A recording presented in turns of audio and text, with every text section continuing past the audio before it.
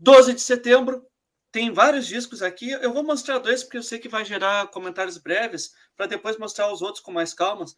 Mas são vários discos que fazem aniversário amanhã. A gente separou 4 rapidinho aqui. Eu quero começar com Pump, que é o disco do Aerosmith, lançado em 1979.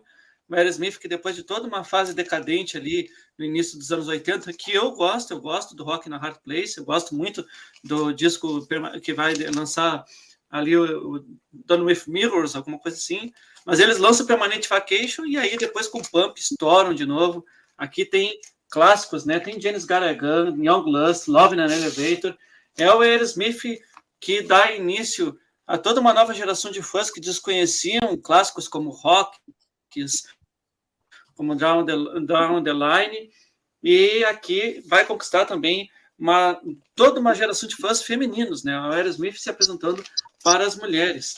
E também, brevemente aqui, quero apresentar e já passar a bola para meus colegas comentarem sobre esses 2 discos, Worship Music, disco lançado pelo Anthrax, que em 2011, se não me engano, que marca o retorno do Joey Belladonna aos vocais e que marca também a primeira vinda do Anthrax ao Rio Grande do Sul, um showzaço que eu consegui ver no Teatro do Bourbon Country, com a abertura dos Misfits, uma coisa que é inimaginável, Misfits abrindo para Anthrax, que foi um showzaço. Eles tocaram nesse CD aqui, que é muito bom. Tem aqui o Worship, que é fantástico, I'm Alive, que é outra pérola. Enfim, muita coisa boa no Worship Music, que vai nos mostrando como a coisa está ficando feia em termos de idade, né? Eu vou comentar primeiro esses 2, pessoal, porque os outros 2 discos aqui eu já antecipo lias que eu irei demorar um pouco mais apresentando o que eu tenho aqui deles, tá bom? Micael, por favor. Não, sobre o Aerosmith, é outra das super bandas, das bandas enormes que eu não faz mais o meu estilo, não faz mais ouvidos.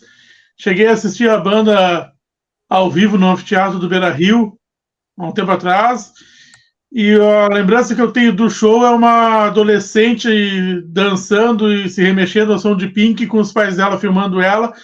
Muita gente já estava ali pela festa em vez de estar ali pelo show. Muita gente não conhecia 90% do que estava sendo tocado, eu conhecia talvez uns 60%. Cara, é uma banda que eu prefiro muito mais a fase setentista dele, e dos anos 80 para cá eu conheço os grandes hits, mas acho que eu nunca ouvi um disco inteiro. Desse disco eu conheço os grandes hits, gosto bastante de Janis Gatagan, mas não sou qualificado a falar muito de Aerosmith, não é uma banda que faz muito na minha cabeça. E Anthrax é a mesma coisa, sabe? Anthrax eu gosto das coisas dos anos 80, mas eu tenho uma coletânea deles, o Return of the Killer Ace, e acho que é só o que eu tenho de Anthrax. Também dos 4 grandes é a banda que eu menos gosto. E eu tava nesse show junto com o Myron, e inclusive os 2 shows, para quem quiser depois procurar, até um tempo atrás existiam os 2 shows ao vivo no YouTube, e realmente foram 2 shows matadores. Eu vi o Anthrax depois disso ao vivo, com outras formações e outros discos, mas é uma banda que nunca conseguiu me conquistar também. Então, são 2 bandas que eu não tenho muito a falar também, apesar de respeitar bastante.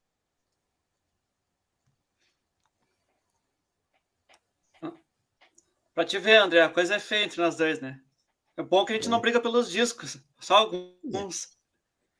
Antes de passar para ti, André, só comentar aqui do Paulo Afonso, né? O Live Sync foi o primeiro DVD que tive que importar, e triste quando ele chegou e não rodava aparelhos nacionais. Isso aí era bem curioso, né? A gente comprava o aparelho, não desconhecia as questões das regiões, e aí hoje em dia já não existe mais isso aí, né? O meu não rodava. Né?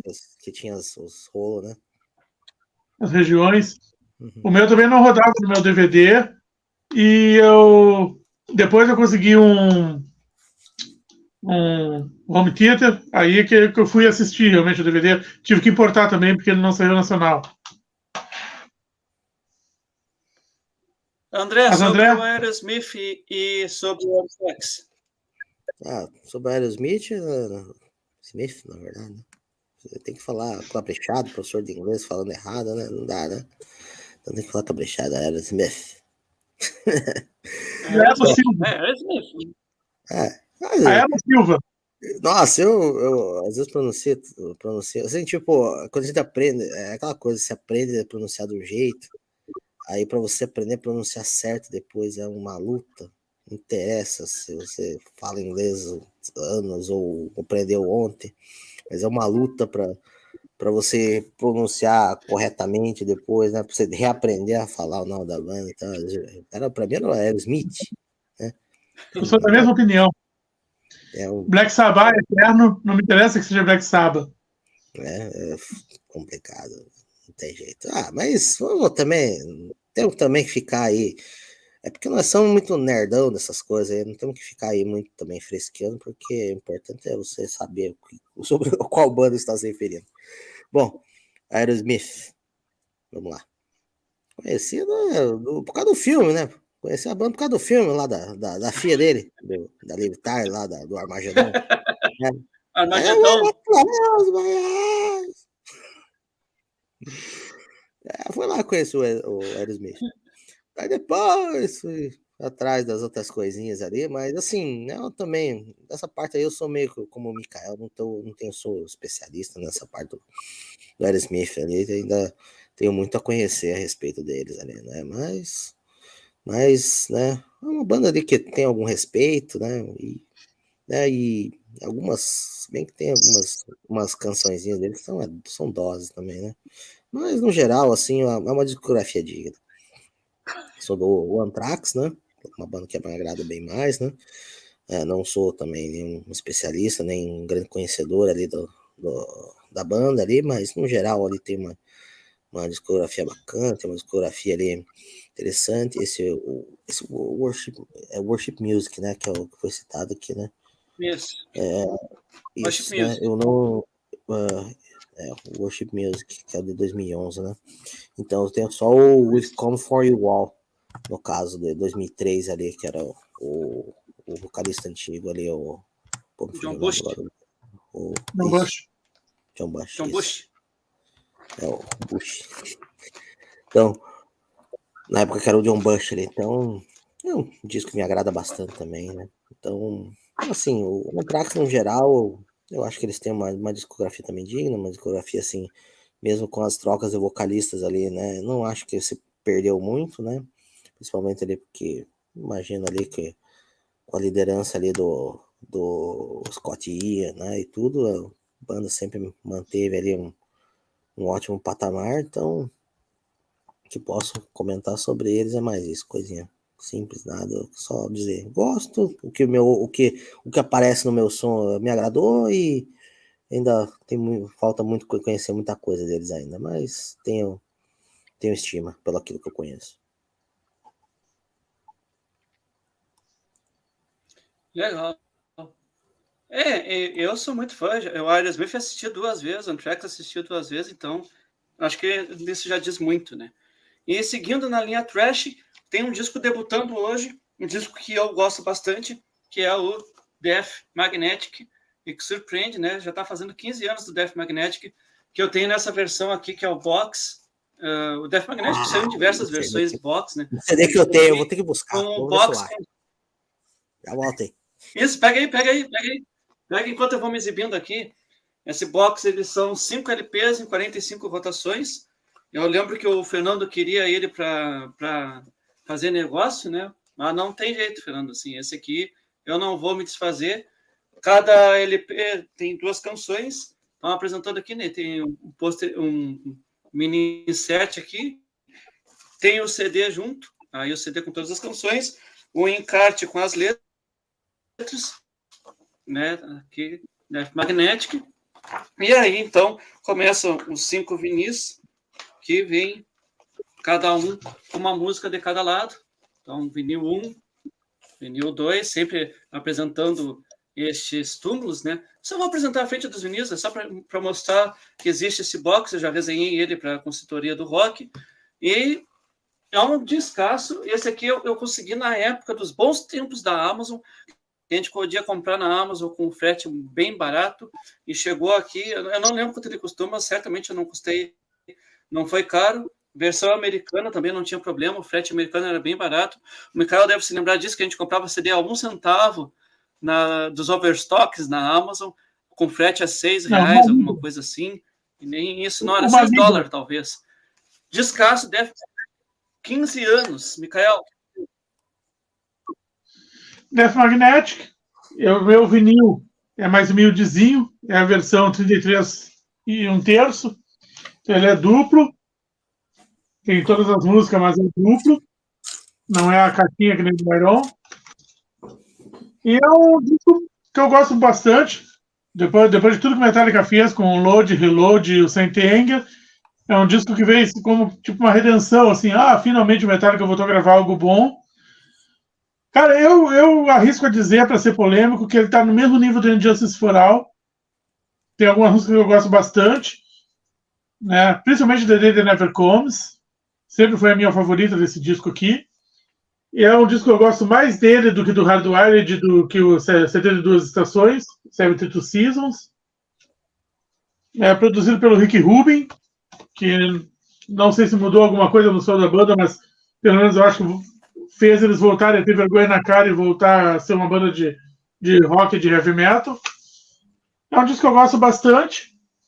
E antes do André falar, eu já mostrei o CDzinho ali enquanto o Manuel falava, né? O CD tem essa... A capa é vazada, né? E o encarte também. Ele tem a parte vazada aqui. E antes do André falar, só lembrar que ele rendeu muita coisa esse disco. Tem DVD ao vivo, tem... Acho que tem CD ao vivo também, mas uma das coisas que ele rendeu, que eu queria mencionar, é o EPzinho, o Beyond the Magnetic, que tem 4 músicas que são sobras do disco. Todas elas muito boas, eu gosto bastante desse EPzinho também. É uma pena que não entraram no disco. Então é um disco recomendável, um disco muito bom do Metallica. Melhor do que o Load e Reload Saint Anger, principalmente. André? Pergunta para vocês dois. Antes de eu falar qualquer coisa, eu quero perguntar uma coisa para vocês dois a respeito disso. Vocês já escutaram a versão do Death Magnetic da versão do Guitar Hero? As músicas do Death Magnetic na versão do Guitar Hero? Acredito que não. Com certeza não. Não. Pois eu vou falar um negócio para vocês. É outro disco bem melhor do que esse que vocês têm na mão aí. Que, aliás, só para constar, eu tenho o disco, eu tenho o disco, mas não achei aqui, né? Tá lá no meu. Mas eu tenho uns outros aqui, ó. Iron Maiden, ó, como eu tenho Iron Maiden. Ó, tem o Noturna, ó, que bonito, tem Noturna. Pra depois não achar que eu não tenho disco nenhum, ó, eu tenho assim, ó, Tesis Arces, é progressivo. Ó, tem um Megadeth aqui também, ó, o Megadeth. Pronto, só para o pessoal não achar. Eu não tenho disco nenhum. Mas voltando ali, ó, só para o pessoal não achar que eu não tenho CD nenhum. Tem mais uns aqui, ó. Tem Deep Purple aqui, tem umas outras coisas. Mas não tem nenhum desse que tá na lista lá. Mas voltando, ó. Isso, primeiro tudo, escutem o Death Magnetic na versão Guitar Hero, que é outro disco. Esse que vocês têm na mão é uma Loudness War horrível. Uma produção horrorosa, horrível. Né? Não tem dinâmica nenhuma, né? É tudo lá no volume no alto. Você tem que baixar o volume para você conseguir, né, ouvir alguma coisa aí. Eu não entendo Metallica, como pode uma banda com tanto recurso que eles têm de fazer umas produções assim tão nojentas, vou falar a verdade, umas produções tão ruins, né? Não pode. Não consigo compreender um disco que não tem baixo, o outro disco o outro disco lá A bateria horrível. Aí, e o outro lá com as latas de Nescau lá, com a bateria lata de Nescau. Eu não consigo compreender umas coisas dessas. Então, você pega e faz o seguinte. O que acontece é o seguinte, é uma versão que não foi, digamos, comprimida, acho que esse é o termo exato, não sei direito, a versão do Guitar Hero. E assim, quando o pessoal colocou escutou a versão das músicas ali que estavam no Guitar Hero, né, que era do Death Magnetic, eles tomaram um susto, assim, é outro nível, é melhor, assim, é mais dinâmico, é mais gostoso do seu ouvir, você consegue perceber ali bateria baixa ali com mais clareza, as ondulações ali, meu Deus do céu, é outro disco, na verdade. Então isso que a gente tem aqui, infelizmente, é um atentado à arte, né? Infelizmente. Então, eu recomendo vocês fazer isso. Mas assim, falando agora sobre a opinião sobre o disco em si, a qualidade do disco, né? Tirando de novo essa questão aí da produção aí que já deu para perceber da minha parte. O que acontece aí é que as músicas são bem bacanas, são bem legais, um bom disco, né? Algumas músicas ali não tão boazinhas assim, né? Mas mais passáveis ali, né? Eu postei esses dias aí a parte do a The Unforgiven 3, né? Que é desse disco. E essa aí, pra mim, de fato, essa é dose. Eu não consigo ouvir direito. Essa é bem ruimzinha pra mim. Mas, assim, num geral, assim, um disco, assim, né? Com boa qualidade. E Metallica, aquela coisa, assim. Não dá pra esperar mais do que aquilo que eles fizeram até o Álbum Preto. Depois ali, não dá pra esperar mais nada deles. Chegou naquele topo ali, acho que eles não tem como mais se superar, né, a respeito disso. Então, que vier deles ali, que for bacana e coisa, a gente aproveita e tudo, ouve bem e tal, não sei o que, e aquilo que não for bacana, a gente desce o rei, como sempre. Seria essa, né? Eu não ouvi o disco novo ainda, e eu pretendo ouvir, mas já adianto, né? Vai ter, acho que semana que vem sai a resenha que o Marcelo fez sobre o disco. E eu sei que a gente já está com 1 hora de live, mas vocês querem dar uma opinião sobre o novo disco ou posso passar já para o próximo? Nem pode passar. Tranquilo. Então, saindo do mundo do thrash metal, vamos voltar a 48 anos atrás, quando o Pink Floyd estava lançando o Wish You Were Here, que para mim é fácil top 5 dos discos do Pink Floyd. Contextualizando assim, por que eu gosto tanto desse disco, eu acho que esse disco ele marca a predominância, né, do Roger Waters sobre os demais. Eu já expliquei isso no Maravilhas Prog do Shine On Crazy Diamond, e aqui revela quem é o gênio Roger Waters, que eu fiz a homenagem na live passada, porque o cara foi o único mais centrado da banda que não se despertou para o sucesso de Dark Side of the Moon e percebeu que a banda não era tão grande como os colegas achavam, né? Principalmente o coração da banda, que é o David Gilmour. Então, o Wish You Were Here está completando 48 anos. Eu trouxe aqui, eu tenho vinil, tenho CD, mas eu quis trazer a versão Immersion para me exibir, porque o Fernando, na semana passada, se exibiu com a Injustice for All naquele box, então eu quero me exibir, né? E aí, esse aqui é a versão Immersion. Elas são 2 CDs, 2 DVDs e mais um Blu-ray. Das Immersions é a pior Immersionzinha. Mas o que é uma Immersion, né? Para quem nunca viu, é um box que aí ele tem aqui diversos brindes. Ele já começa aqui com um cachecol. Tem um cachecol que resgata todas as estações ao Welcome to Machine. Então, além disso, ele tem aqui um protetor esponjado. E dentro disso aqui, bom, aí começa, né? É porta-copo que forma Pink Floyd com cada um com um desenho diferente atrás. Eu não vou apresentar. Tá aqui as mídias. Todas as mídias vêm com individuais, né, com itens individuais. Aí aquilo que eu comentei sobre os cards de colecionador que saem exclusivos em cada box. Então aqui tem 4 cardzinhos exclusivos para cada box, né? E aí eles são numerados. Esse aqui é o 33 de 57, por exemplo. Aí aqui já tem o 30 de 57, o que só mostra que não tem uma lógica. Essa coisinha aqui que é magnífica, eu adoro, que são as bolinhas de gude. Quando eu apresento para as pessoas esse box, eles sempre tentam roubar as bolinhas de gude. No caso do Wish You Were Here, são bolinhas de gude transparente, os famosos bujão. Todos os Immersions têm essas bolinhas de gude. E tem mais coisa aqui. Eu vou agilizar. O que nós temos aqui? Ó?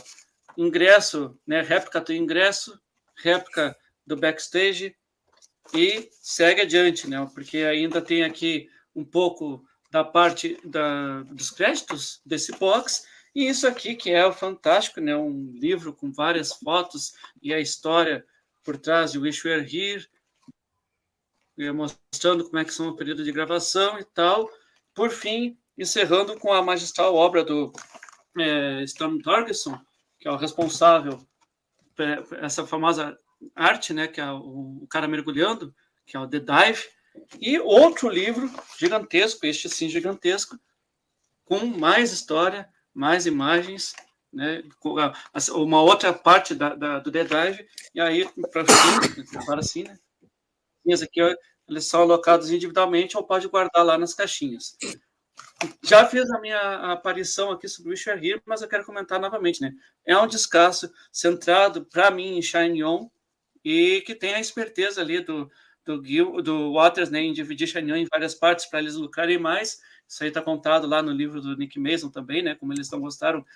Na época, eles gostaram da ideia de ter parte 1, parte 2, parte 3, eles lucrariam por partes de Shine On, né? Mas hoje em dia a gente não consegue ouvir Shine On sem não ter, pelo menos da parte 1 à parte 9, que o Gilmour destaca mais nos shows dele. Eu acho que é impossível querer ouvir uma parte individual. É tipo que nem Fica as a Brick, assim. Ouvir Fica as a Brick sem ser inteira se torna bastante complicado, né? Quem é que gostaria agora de passar aí a bola? Já fez a minha apresentação do box. Só falar rapidamente aí. Descasso. É isso. Descasso, maravilhoso, incrível, sensacional. Um baita de um trabalho aí do Pink Floyd. E toda a parte clássica deles, todas as músicas excepcionais. É isso. Fala, Mikael. Fala aí. Eu tenho só o CDzinho nacional. É um dos poucos Pink Floyds que eu não comprei em vinil na época que dava para comprar disco do Pink Floyd em vinil, que hoje em dia está tudo muito caro, mesmo uma cópia desse aqui todo arranhado e com a capa destruída, os caras querem uma fortuna e meia, então eu não estou a fim de pagar. E o Myron falou lá para ele que está no top 5 do Pink Floyd, top 5 com certeza. Eu sou um pouco mais radical, para mim ele está no top 2 do Pink Floyd. Para mim, melhor que ele na carreira da banda, só o Animals. É um disco que. Shine On, Shine On. Não, eu gosto aqui de Have a Cigar, eu gosto de Welcome to the Machine. Esqueci a outra música, rapaz. Não tem outra música. Wish You Were Here. Wish You Were Here? Wish You Were Here virou meio carne de vaca, cara. Talvez das 5 músicas do disco seja a que eu menos prefira. Mas, é um clássico, né? Um dos maiores clássicos do Pink Floyd. E nós Have a Cigar, Welcome to the Machine, principalmente Welcome to the Machine, que eu já consegui ouvir ao vivo com o Waters. E Have a Cigar eu levei um bom tempo para entender a letra dela, saber do que a letra dela tratava, né? Claro que Shine On é um clássico, claro que é maravilhosa, mas é um disco inteiro bom, cara. É um disco inteiro bom. E para mim é top 2 do Pink Floyd. Outro que eu recomendo que ouçam. Pergunta do Fernando. Como que você vai ter coragem de botar líquido dentro de um item de colecionador? Fernando, você tá doido, Fernando. Você quer as coisas estão guardadas. Não tomei. Imagine. Não tomei, Fernando. Sai no código ali. Eu quero mostrar esse card aqui em especial, porque ele é bem assim. Quando eu comprei, eu não sabia, né? Porque essa aqui era para ser a capa original do A Momentary Lapse of Reason, que nós comentamos semana passada. E aí que nós comentamos, né? Que fizeram as camas e tal. Isso aqui era para ser. Aí tem historinha aqui atrás, né? Que conta. E como fã do Pink Floyd que eu sou, um dia eu espero ter esses 57 cards, que agora eu já sei que são mais. Mas eu acho incrível, assim. É bem coisa de colecionador, né? E não, Fernando, certamente eu não tomei cerveja nesse porta-copos, que tem porta-copos em todos os Immersions também. É bom